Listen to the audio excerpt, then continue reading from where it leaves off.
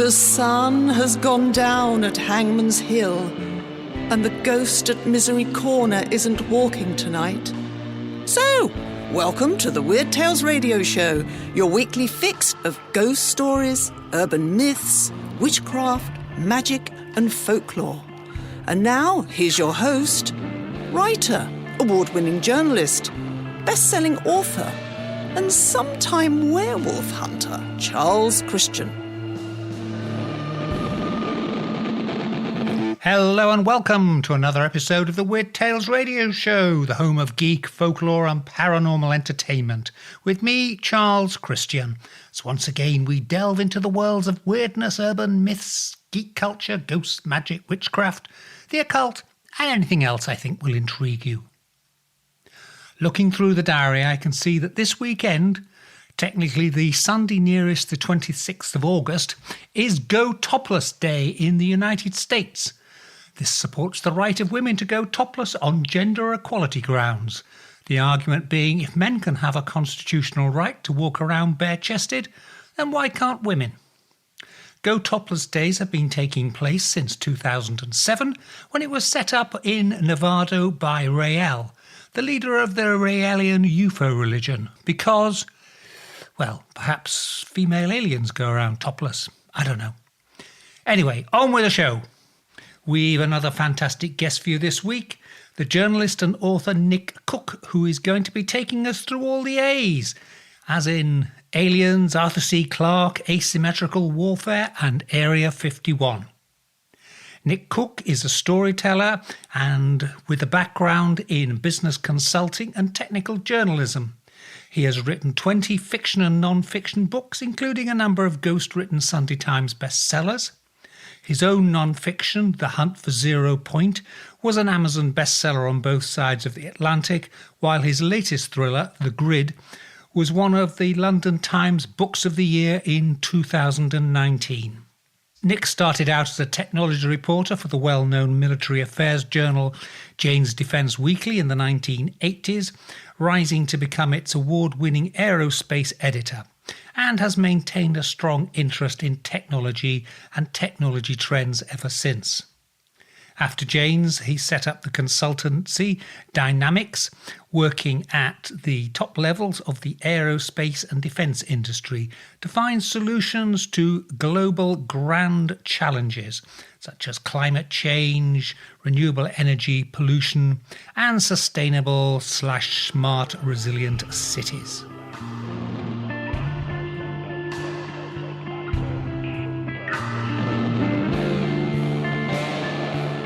Nick, great to be speaking to you. Now, you've had a wonderful and varied career, starting out in technical journalism in the 80s, and then going on into consultancy, and you're also doing fiction now, and you've also ghost-written some bestsellers, which obviously I appreciate you can't talk about. But let's go back to some of your technology work. You were writing for Jane's Defence Weekly in the 1980s. I was. How did you get that gig? Well, I'd written for another publication, which sadly no longer exists now, called Interavia Aerospace Review. That was my very first job out of university. And I joined them in 1983. And it was a very nuts and boltsy kind of trade journal based in Switzerland. But I was their sort of UK outpost. And it taught me everything really I needed to know about the aerospace industry from the ground up. I was literally sent out on all the sort of press jobs that no one else wanted. But it was a very good education because, you know, I would learn all about sort of widget manufacturers. And I really got to understand, I think, the way that the aerospace industry works, as I said, from the ground up. So I was with them until 1986, and then I joined Jane's Defence Weekly as a reporter. I think in 87, I got promoted to the aerospace editor, and I remained aerospace editor at Jane's Defence Weekly until 2005, I think. So, and then I went on to consulting work. As you said, I'd always written books sort of in between then and evenings and weekends. Yeah. So my day job was Jane's and my sort of alternate job was writing. But now I sort of consider myself first and foremost to be a writer, I think. Right. One of the things you say you do, and I was looking on your website, is storytelling, but for businesses. Now, yeah. I've seen this phrase mentioned quite a lot. Just for the benefit of people who don't know, what exactly is it? I mean, it's not storytelling as in you wear a romper suit and you sit on a stool and tell funny stories, but it's a concept of helping businesses get across an issue or a story to their customers or the public, is it?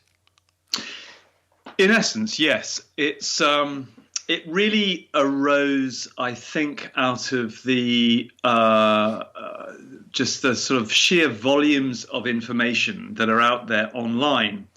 And of course, that in a rather dry sense is called content. But there's so much content out there that in order to differentiate what you want to get across to your audience, and that might be a customer, or it might be a supplier, or it might even be an internal audience within the company, you need to engage heart as well as brain. Yeah. And the best way to do that is by telling a story, storifying the message that you want to get across. And that, as you say, is not sort of me dressing up as Tinky Winky or, any other Teletubby for that matter, but it is about finding that part of the story or finding the part of the content that would engage the hearts and minds of those you're trying to reach. It's really as simple as that. And since I've been doing both those things, I as a technology journalist, I was very focused and still am focused on the nuts and bolts of technology and the data-driven part of that. But there's the other side of me, the right brain part, which is the storyteller, the book writer, the author. And sort of merging those two things enables me to work for corporate clients, which I occasionally do.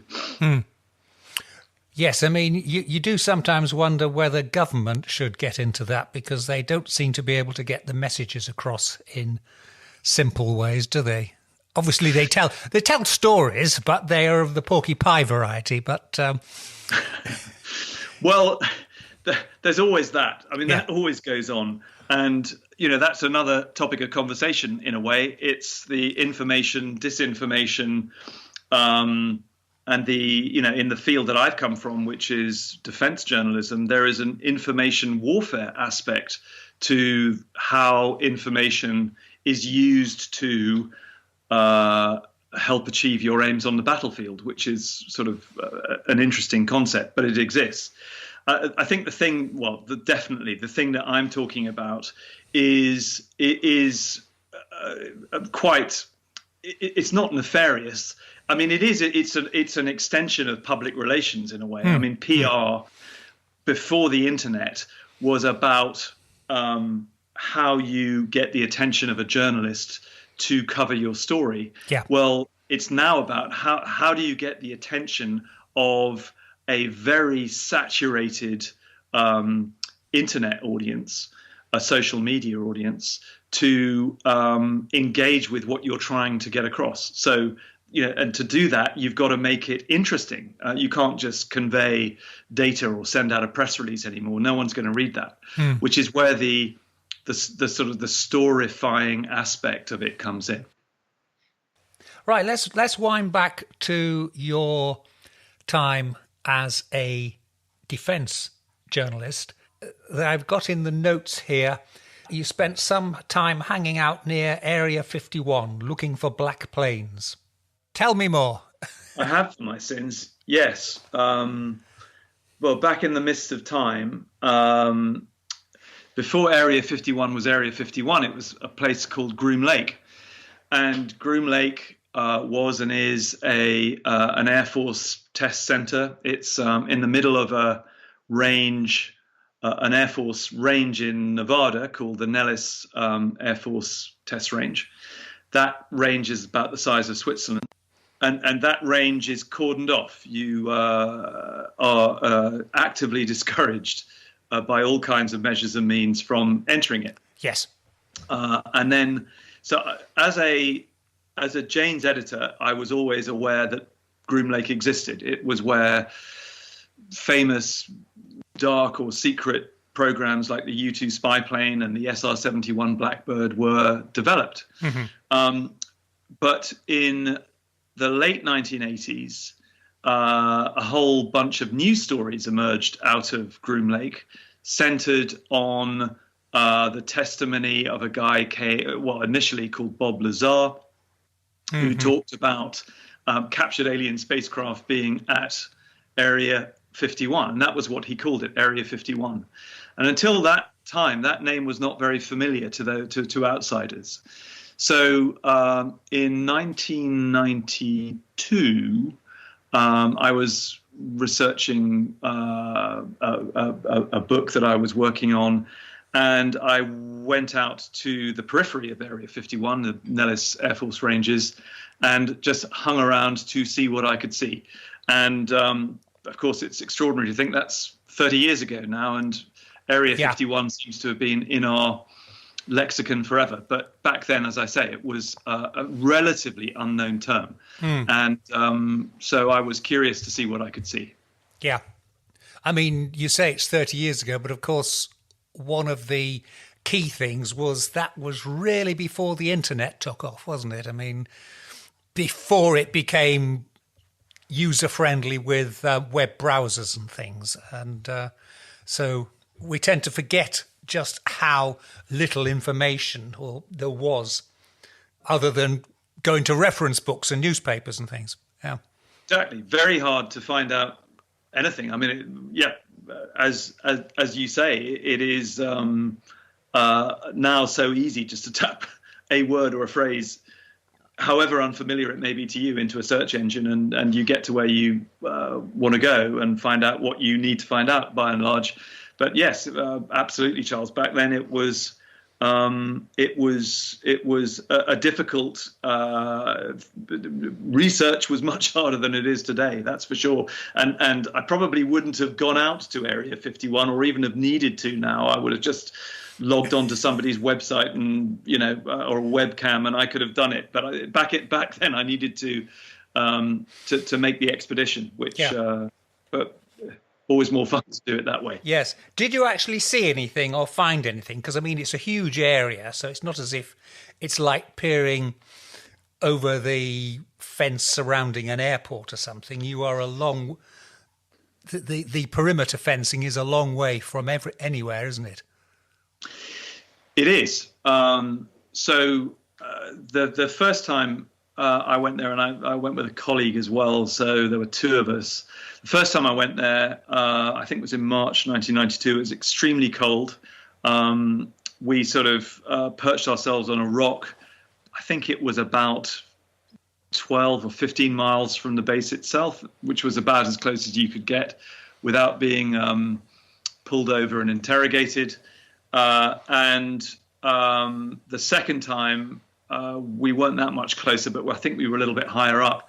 The second time I did see something very interesting, and it looked very sort of UFO-like, a sort of red glowing ball of light. But, there were sort of many, if I let my sort of Jane's hat kick in, there were many sort of explanations for what it could be.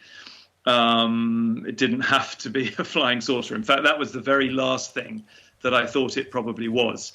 Right. But, and then there are other things too, like Soviet aircraft that were being tested out there. And I think the second time that I was out there, we saw some Russian aircraft, which the Americans weren't meant to have or didn't acknowledge they had. Yes. So those were also visible as well. And you also, during this time, visited the Lockheed Martin Skunk Works, which is sort of, if you like, the commercial end of the Area 51 almost. Yeah, it's definitely the sort of the corporate connection to what is going or what has been going on at Area 51. Lockheed Martin's Skunk Works, which is the sort of top secret black classified bit of Lockheed, well, it was Lockheed, now Lockheed Martin, that has had a long association with Area 51 and Groom Lake because of the aircraft that were tested there. A number of them, in fact, most of them were Lockheed products in the early days. And so I went to the Skunk Works in, I think it was 96 or 97. I had to do an interview there with with the boss at the time. And that was an interesting experience for me because, as far as I was aware, journalists weren't allowed into the sort of the headquarters part of the Skunk Works, which is out in a town called Palmdale, which is on the edge of Los Angeles, but in the desert. And so I was ushered into the building. I did the interview. And as I came out of the interview building, there was a very large sort of organizational chart in the lobby area. And it had a kind of list of all the Skunk Works products, starting from Second World War right up to, well, then 1996 or 7. And I was pretty familiar with all of those products. But one at the top of the list was something called Astra, which I'd never heard of. So I confronted my PR escort about this plane called Astra and was fairly quickly given the bum's rush out of the building, which sort of told me that I was seeing something I shouldn't have. But then, it sort of plays tricks on you too, because sometime afterwards, I sort of re-examined that episode and I thought, well, maybe if you're being smart and clever, Lockheed Martin or the Department of Defense or the CIA or whoever it is, maybe you'd want me to see that. I mean, it's hard to believe that they make mistakes like that, although occasionally they do. Mm-hmm. So I'm not entirely convinced even now that that wasn't some sort of intriguing kind of disinfo ploy that, I was meant to encounter. But, you just have to keep your eyes and ears open. And if you can, try and maintain a sense of humor. Because the other part of that was when I revisited my diary some years later to check that story out, I noted that the day I visited the Lockheed Martin Skunk Works and was treated to that Astra experience, it was April the 1st. Right. Very good. Now, those tales you're dealing with, if you like, friendly intelligence agencies, but you also, with your Jane's work, have done some defence reporting in the former Soviet Union. How did that go down? Well, I was very lucky to have been at the magazine at a time of extraordinary change.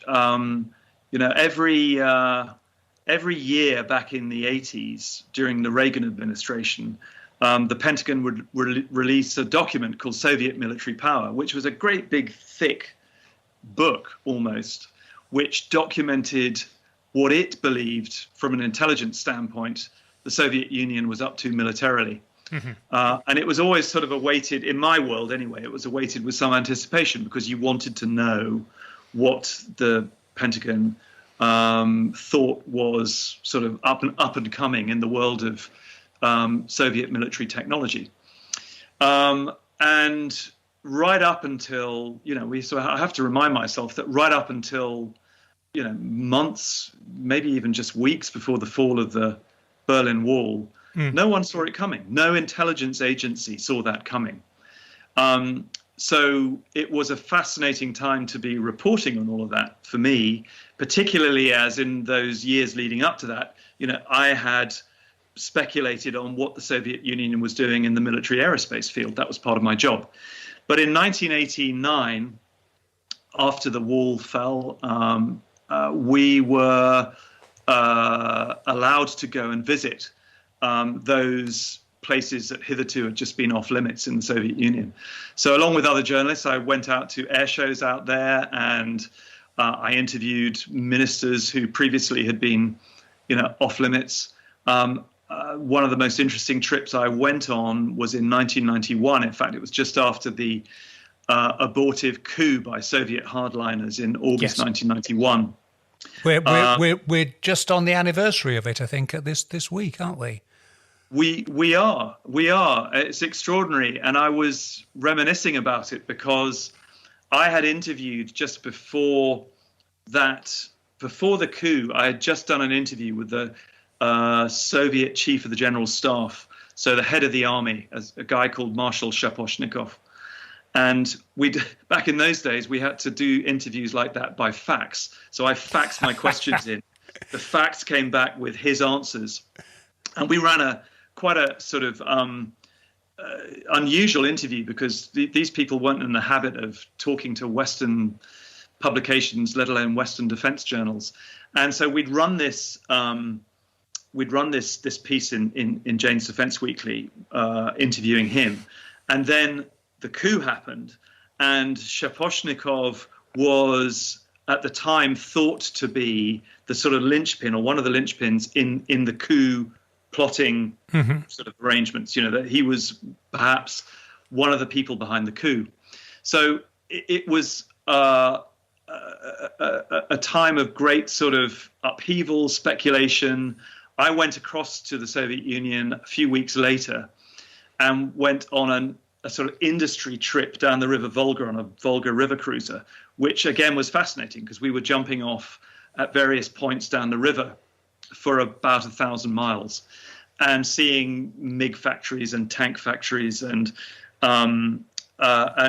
we saw a bunch of stuff that journalists in my position had not been allowed to see then, including going into closed cities like Gorky. It's now Nizhny Novgorod, by the way, But back in 1991, it was the closed city of Gorky, and it was a military city.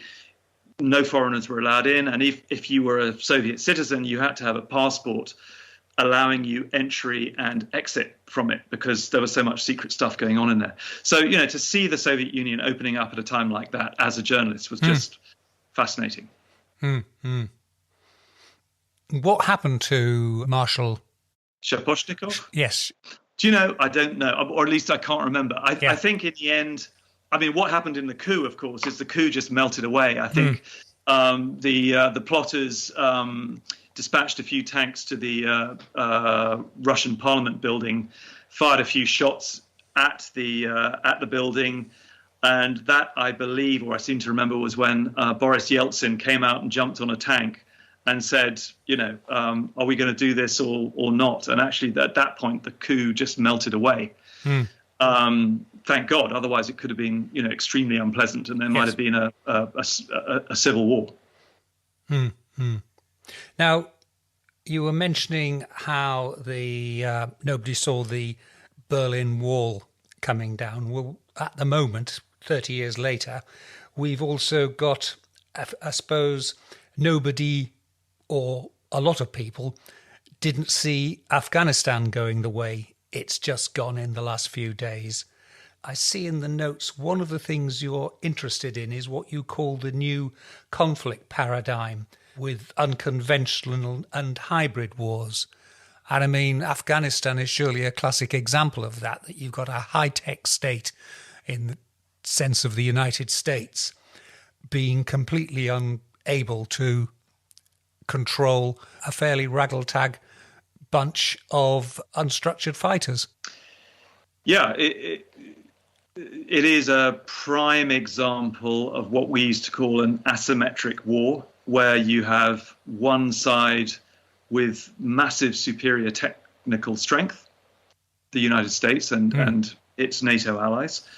And on the other, you have an adversary that is unable to meet them on that battleground. So they have to think out of the box. How do we take on an adversary with that level of strength?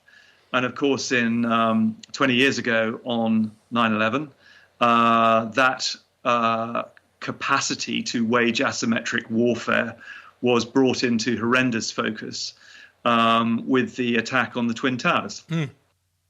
And since then, there have been various other forms of hybrid warfare waged, predominantly against the United States, because the United States is far and away the strongest military power, certainly technologically, in the world.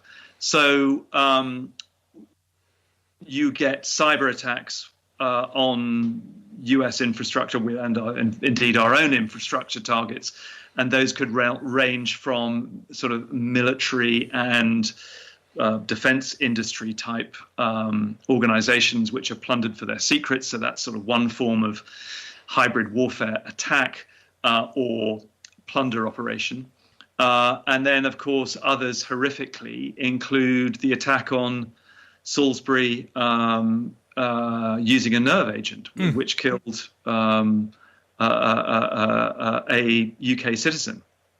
So, these are all different types of asymmetric or hybrid warfare war forms, which confer or are meant to confer kind of equal strength to an adversary when that adversary just cannot possibly gain access to the kinds of weapon systems that a power like the United States is able to wield technologically.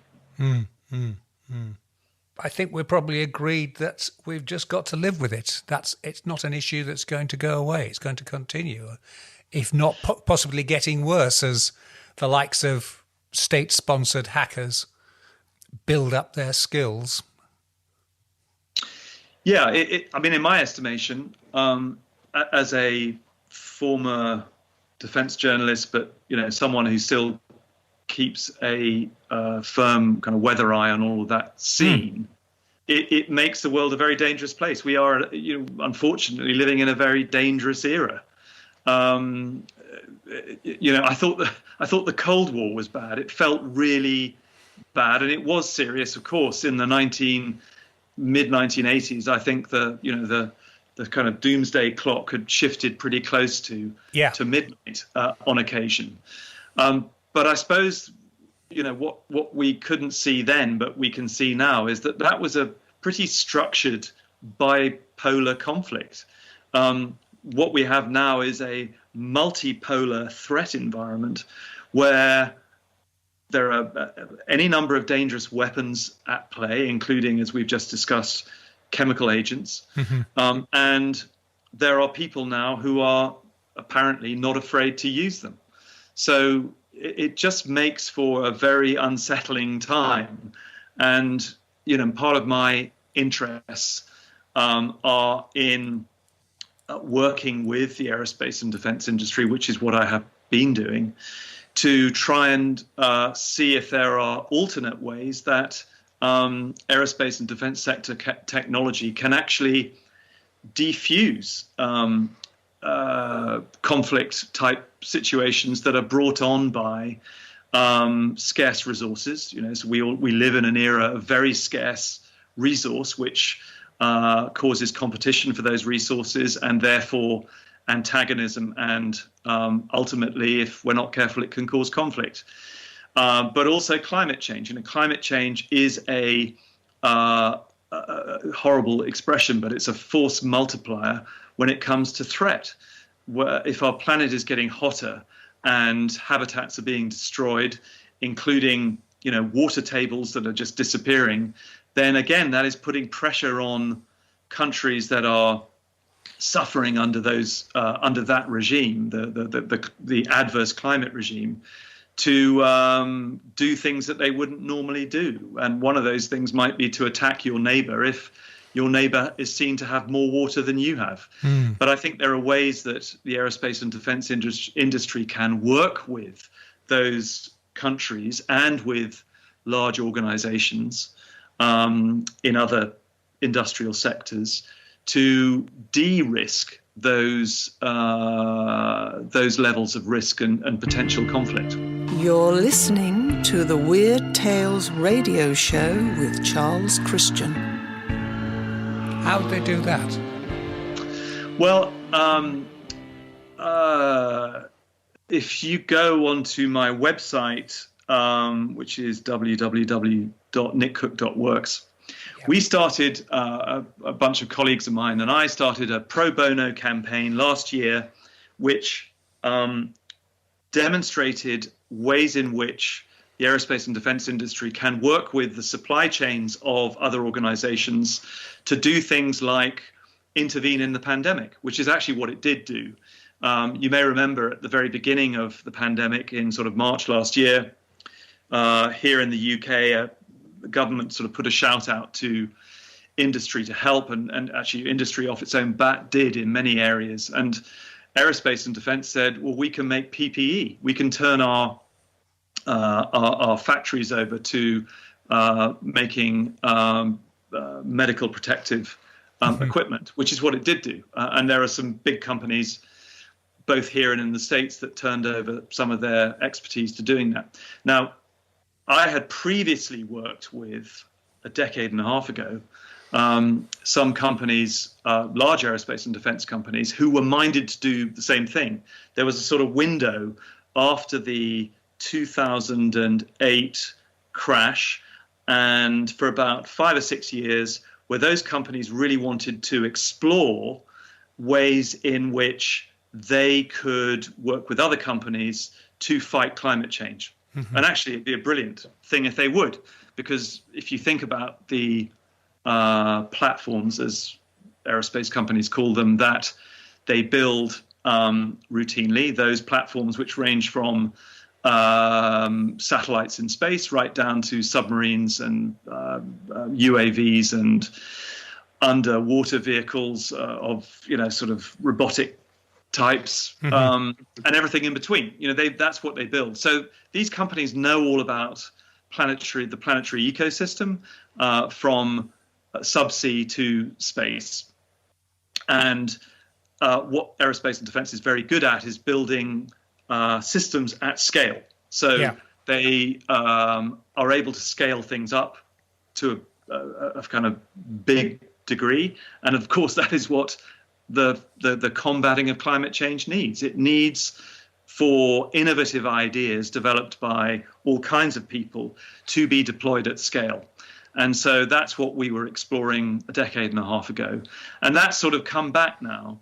It went away, by the way, in 2014 or thereabouts, because Russia annexed Crimea and ISIS popped up as a threat. Yes. And those two events really made most of those companies sort of, it was a sort of bit of a slap in the face moment for them, because they suddenly thought, at least this was my interpretation of what happened, is they thought, we better get back to doing what we should be doing, which is business as usual, which was a profound shame to me, because we'd made considerable progress to go down that other route that I just talked about. But anyway, I hope very much that it will come back, because none of those problems, as we all know, have gone away. They're all still very much here. In fact, they've just got worse. Yes. Yeah. One of the things, again, looking at my notes here, you've had meetings with interesting people, some generally regarded as fascinating, others a little bit more of a Marmite. So we've got Arthur C. Clarke and we've got Yuri Geller. Who do you want to start with? Let's start with Arthur. Okay. So I think it was in 1990 I met him.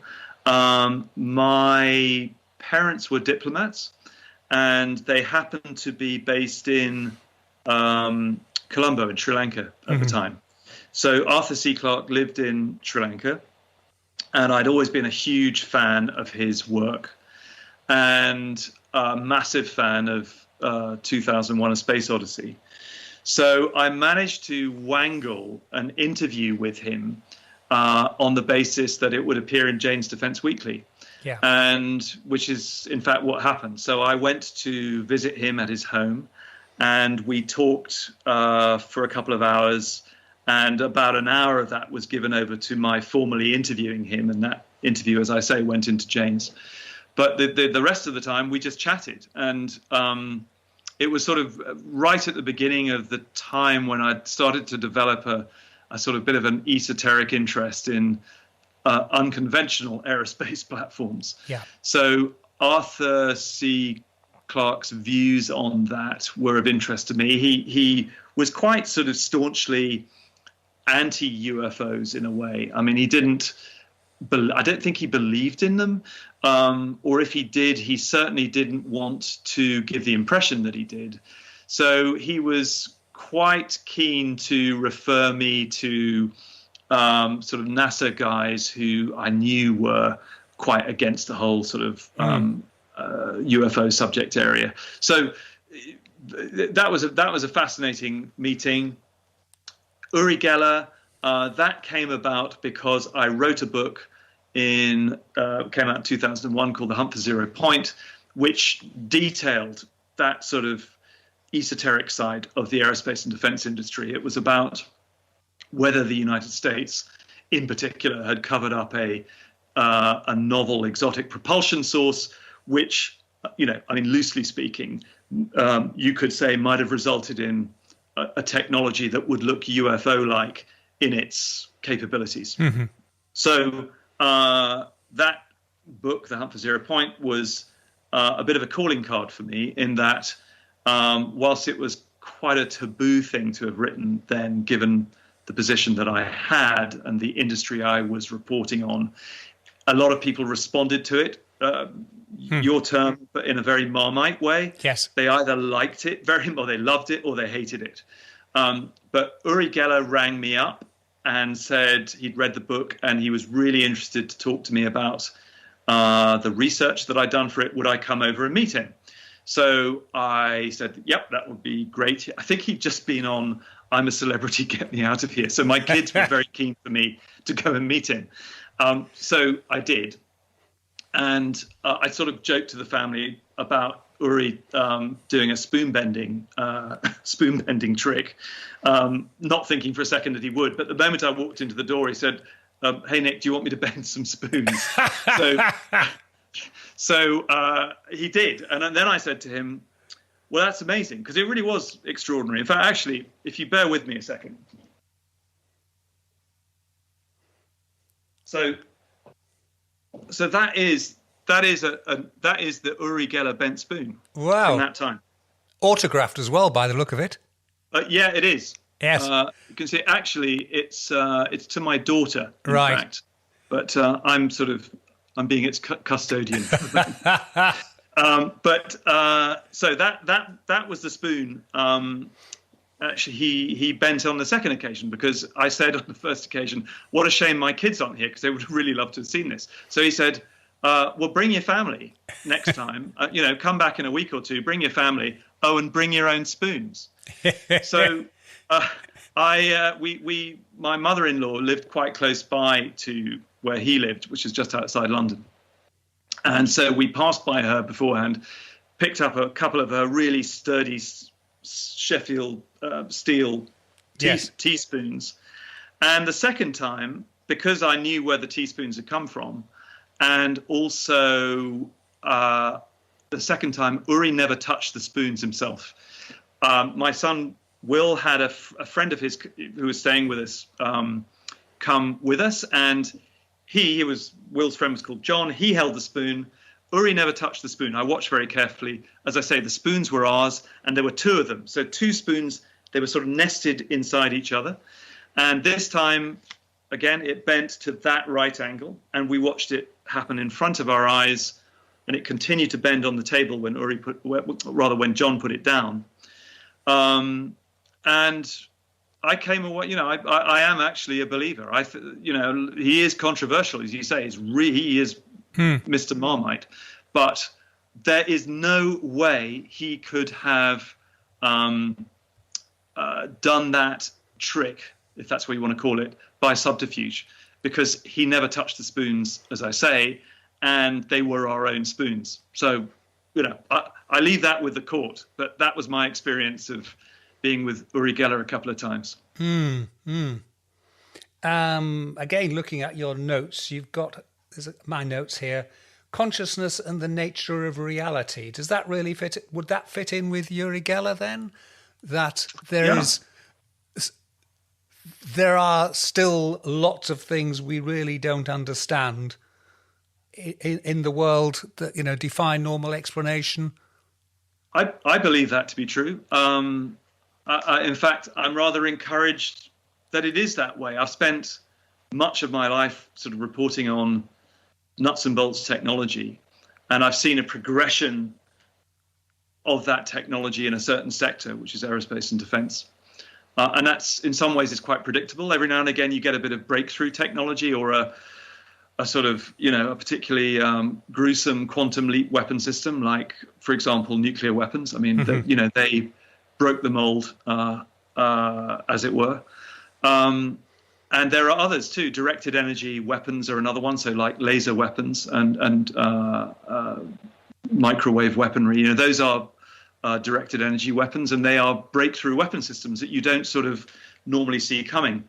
But I like the idea, actually, that there is a great deal to science that we don't understand, and certainly in some of the people that I have met in the course of my career, whether that's as a defense journalist or doing consulting or whatever, I have met people who've done things that don't conform to our understanding of how things should go in the reality that we know. And Yuri Geller is certainly one of them. He was, apart from going on I'm a Celebrity, Get Me Out of Here, he was also thoroughly tested by the Central Intelligence Agency, by the CIA, back in the early and to mid 1970s. And I know the people who tested his skills for the CIA. I've interviewed a lot of them. And so they came away thinking that whilst perhaps some of the stuff that he did was debatable, a lot of it was down to his particular psychic skill set. There was another guy that I knew, in fact, who was the CIA's sort of lead remote viewer. Remote viewing as a kind of psychic spying that was done for many years, as I'm sure you know, and is quite well known now by the CIA from sort of the early 70s through into the early or late 1980s. And his name was Ingo Swann. And I sort of got to know Ingo quite well, and then ended up actually being asked by his family to write a book about him, which actually transcended into something else. I edited a couple of manuscripts that he never got published, and then I wrote a sort of a prologue and an epilogue for that. But those people, what they did and the programs they worked for defied logic and rationality as we would as we would see it. So I do certainly subscribe to the view that there is a lot more that's out there that we just don't know about. The CIA remote viewing, that was, I believe, set up because there were concerns that the then Soviet Union was also had a psychic warfare program. Yeah, and actually that's, for a long time, I just thought that was sort of propaganda speak by the Americans. I thought, that it just sounds too convenient to me that you'd start a program in America because the Russians were doing it, the Soviet Union was doing it. But actually, there's massive documentary evidence for that being the case. There's a really fascinating book, which I can't quite lay my hands on right now, but it's called ESP Wars, East and West, which is the story told from both sides, so the CIA side and the American military side of remote viewing, and then also from their counterparts' point of view from the Soviet Union and from Russia. And in that book, they get together and they talk about their experiences in a remarkably candid way. And it's really quite eye-opening as a document. And so it's unquestionably real what the Russians did and got up to. How successful it was is another matter, of course. But the Russians came away saying that they considered it to be as successful as their American counterparts had. Then the plug got pulled on it in America, didn't they? Yeah, it came to a screaming halt. I seem to remember in the late 1980s. So it's probably about 1988 or so. But the program itself wasn't revealed until the mid 1990s. I say revealed, declassified and revealed until the mid 1990s.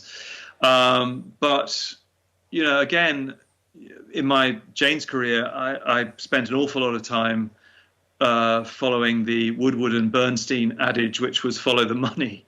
Because if you followed the money, you would ultimately get to the program that you were interested in. And when if you were to follow the money in the remote viewing program, you would have seen that it was funded year on year for 18 years. And my view was whatever they would have said about it. And at the end, the CIA actually commissioned a document which basically, I'm paraphrasing it, but at the end, it said the CIA view was that none of this worked. It was just an experiment which didn't really bring about any convincing results. Well, if that were the case, why would they have funded it for 18 years consecutively, year on year? So, I don't buy that. I think many people don't buy that. In fact, lots of people I speak to now say that it never stopped in 1988. It kept going. It just went even more classified than it had been before. And when you think about what we were talking about earlier, which is if you are dealing with an enemy from their point of view that does not play by the rule book and does all of that asymmetric warfare thing, so think Al-Qaeda, think the Taliban, think ISIS, you might want in your toolkit a bit of spyware that allows you to get into the mindset of the enemy. So I'm not saying for a minute that they were successful in doing that, but it might just be something else that you'd want to add to your conventional spy book, which would comprise everything from satellites in space through drones, through agents in the field. And, who knows, maybe a psychic component as well. Going back, you talked about your book, The Hunt for Zero Point, which was all about, basically, I suppose, anti-gravity. What's the background of that? Is that one of those, another of those technologies that the Nazis were supposed to have been experimenting with, or? Well, that was a part of the story. In fact, it was actually the part of the story that I was least looking forward to, really, because, I got drawn into it because, as I may have said earlier, I was intrigued by the idea that America, which it was always the most interesting place that I ever covered as a technology editor in the aerospace and defense world. Partly because it had much more money than anywhere else. It was throwing lots of money at the technology, but also because of there's a real can-do American mindset that I don't think you see too much elsewhere. You certainly didn't 20 years ago, 25, 30 years ago. But I was intrigued by the idea that America might have made a breakthrough, one of those technological breakthroughs that we were talking about earlier, in the field of propulsion. And what would that look like? Well, and how might you cover it up? And as I said earlier, the vehicle that it would look like probably would resemble a UFO. So what I was keen to do, but I was obviously very reluctant to openly admit that I was doing it, was to go and research that story. So I began to, I think it was in about 1991 or two. I great access as a Jane's reporter to all of these companies like the Skunk Works that we've talked to earlier, and the Pentagon and generals and so forth. And so I just sort of said to myself, well, I'm going to go about my normal business, but I'm going to keep my eyes and ears open when it comes to this probing this story, this other story, exotic propulsion story. And I did that for I did sort of 6, 7, 8 years, and I suddenly realized I've got enough material for a book. And that's when I decided to write the book.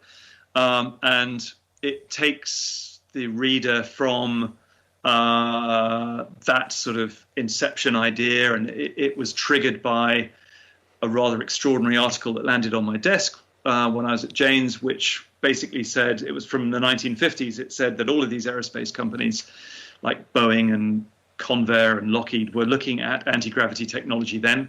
This was in 1956. But by 1960, all of that research had just completely disappeared. It had vanished from the map. And as someone who had covered classified programs, that smacked to me of something suspicious. Things like that don't disappear without reason. So to me, that was another reason to get involved in that story. So it goes from that sort of early impetus for getting involved in the story through experiments at NASA, where NASA was definitely probing in the 1990s, bench-top experiments to alter gravity. And then it sort of took a dive into the classified world. I talked a bit about that. And then it went into Nazi Germany. And as I said, I didn't want to deal with that because you get into all kinds of really murky bits of information about whether the Germans had built flying saucers during the Second World War or not. And I was very firmly of the mind they hadn't. And actually, I came away even more firmly of that view that they hadn't. They were, brilliant engineers and technologists, but that was one thing there was no evidence for them having done at all. And then it ends up in the laboratory of a wild and crazy inventor in Vancouver, Canada, called John Hutchison, who had been evaluated, his skills and technology had been evaluated by the Pentagon, and he was able to do weird experiments, levitating things in his apartment laboratory in Vancouver, mainly upsetting the neighbors, I think, and disturbing the pets, everyone's pets in the vicinity as well. So a wonderful character though, and again a money trail leading to what he was doing. So that was sort of the arc of the book, and for some reason it sort of seemed to catch people's imagination. As I said earlier, it was definitely a very taboo thing at the time for me to be doing, and I make slightly tongue-in-cheek references throughout the book as, when this book gets published, am I still going to have a job? Well, I had some very generous and broad-minded editors who kept me on after the book came out, so it kind of ended up all right. And still on the subject of books, just as we come to wrap up the interview, you also write fiction. Mm. Yes, and I started out writing fiction in addition to what I was doing at Jane's way back in the midst of time, and I wrote a couple of novels then, and those were published. But I then got sort of very drawn into the whole Jane's world and the non-fiction world, and also, as you mentioned in your introduction, I've done some ghostwriting as well for other people. So. But I got back into fiction because I became very interested in that whole consciousness thing, as I said, having met the likes of Ingo Swann and Uri Geller and others, and I wanted to write a book about it. I wanted to write originally I thought it would be good to write something in the non-fiction realm about it, but I realized it would actually be a whole lot easier to use the research that I'd amassed in a fictional setting. So that's what I did. The book was called The Grid. It was published by Penguin Random House in 2019, at the end of 2019. And I'm working on a sequel to that. So that's something I do in addition to the other stuff. In your spare time, yes. Well, yes, I'm still able to carve out a little bit of spare time, but finding time to do these things is always challenging. But I think, as any writer will tell you, sometimes you just can't not. If the idea is somewhere in there, you've got to get it out. So fiction is fun. I really enjoy it. It's just another thing that I do, but my heart has always really been in the non-fiction realm, but fiction's fun too. That's wonderful. Well, it's been a delight talking to you, Nick, and thank you very much for your time. All the best with your book projects coming up. Well, you too, Charles. Thank you very much indeed for having me on, and I enjoyed our conversation very much. Thank you. Thanks a lot indeed.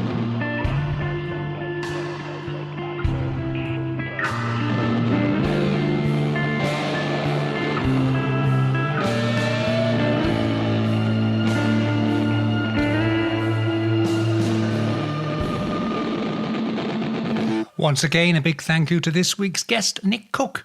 You can find out everything you want to know about Nick's books and work on his website, which is at www.nickcook.works. Now, a couple of points of British English to clarify in that interview. I mentioned porky pies in relation to politicians. That's rhyming slang for lies. And also described Yuri Geller as being a bit Marmite. For those of you unfamiliar, it's a sticky brown food paste which you spread on toast or use as a flavouring. And its taste is so distinctive that even the company's own marketing campaign is love it or hate it. And as a result, it's a metaphor for something that is an acquired taste or tends to polarise opinion. So a bit Marmite with Yuri Geller would be you either love him or you hate him. Now it just remains for me to say this is Charles Christian saying thank you so much for listening in. Please join me again next week for more strange tales for strange times. Until then, stay well, stay weird. Goodbye. Black Shuck, the demon dog of East Anglia, is baying at the moon, which means it's time for us to go. You've been listening to the Weird Tales radio show with Charles Christian, your weekly fix of ghost stories, urban myths, witchcraft, folklore, and the paranormal. You can keep in touch with us online at www.urbanfantasist.com, by email to urbanfantasist@icloud.com, and on Twitter @urbanfantasist. Join us again next week for another edition of the Weird Tales radio show. Goodbye.